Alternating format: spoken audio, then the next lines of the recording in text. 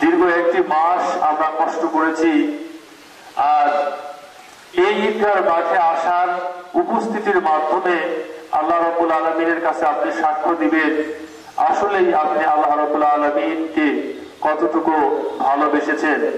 যেহেতু রাসূল করিম সাল্লাল্লাহু আলাইহি ওয়াসাল্লাম নিজে এবং তার সাহাবীরা তারা ফজর পড়েই তারা নামাজের জন্য প্রস্তুতি নিতেন। যদিও আমরা বিভিন্ন পারিবারিক, সামাজিক, ব্যক্তিগত বিভিন্ন কার্যক্রমগুলো পরিচালনা করতে গিয়ে অনেকগুলো গ্রাম একত্রিত হওয়ার কারণে আমরা একটু তুলনামূলক সময় সাপেক্ষে আমরা নামাজ আদায় করার জন্য চেষ্টা করি, কিন্তু রাসূল করিম সাল্লাল্লাহু আলাইহি ওয়াসাল্লামের সাহাবীরা তারা ফজরের নামাজের পর থেকেই নামাজ পড়ার ব্যাপারে, এই দিনের গুরুত্বপূর্ণ সুন্নাহগুলো কি সেইগুলো পালন করার ব্যাপারে তারা কাজগুলো করতেন। প্রায় 100 বছরের কাছাকাছি আমাদের পূর্বপুরুষদের লালিত ভালোবাসা এই স্বপ্নের প্রতিষ্ঠান। এই ঈদগাহ মাঠের সাথে কয়েকটি সামাজিক ধর্মীয় প্রতিষ্ঠান জড়িত।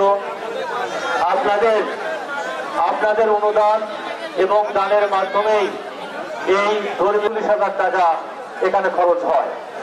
এখন আপনারা যদি একটু আগে না আসেন, আপনাদের কিছু সহযোগিতা যদি আপনারা এখানে অংশগ্রহণ না করেন, তাহলে ঈদগাহ মাঠ কর্তৃপক্ষের কখনোই এটা সম্ভব না এই বৃহত্তর বিশাল প্রতিষ্ঠানকে চালানো। এর সাথে মাদ্রাসা গোরস্থান রয়েছে, এই গোরস্থানেও এরা অনেক বিষয়ের সাথে জড়িত। কিন্তু দুঃখজনক হলেও সত্য যে আমরা অনেকেই এই নির্দিষ্ট সময় আসতে পারি না। আমি সকল সায়েন্স এবং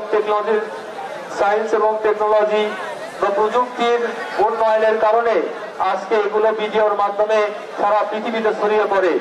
আমাদের এই অত্র এলাকার অনেক ভাই ইউরোপ থেকে শুরু করে পৃথিবীর বিভিন্ন রাষ্ট্রে তারা আজকে কর্মসংস্থানের সাথে, পড়াশোনার সাথে তারা রয়েছে। তারা যখন আমাদের এই ঈদগাহ মাঠের এই ভিডিও চিত্রগুলো দেখেন, তারা খুব আবেগ আপ্লুত হয়ে তারা চোখ দিয়ে অনেকের অশ্রু ঝরে, তারা বিভিন্ন সময় তারা ফোনের মাধ্যমে জানায়। এই জন্য আমার ভাইরা, আপনারা সকলেই বেশি বেশি করে একটু দান করবেন।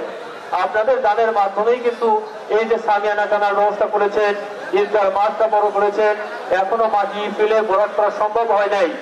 তাই এ কথা অস্বীকার করার কিছু নাই যে আপনাদের 5 টাকা 10 টাকা এর মাধ্যমেই আজকে এই বৃহত্তর প্রতিষ্ঠানটা চলছে।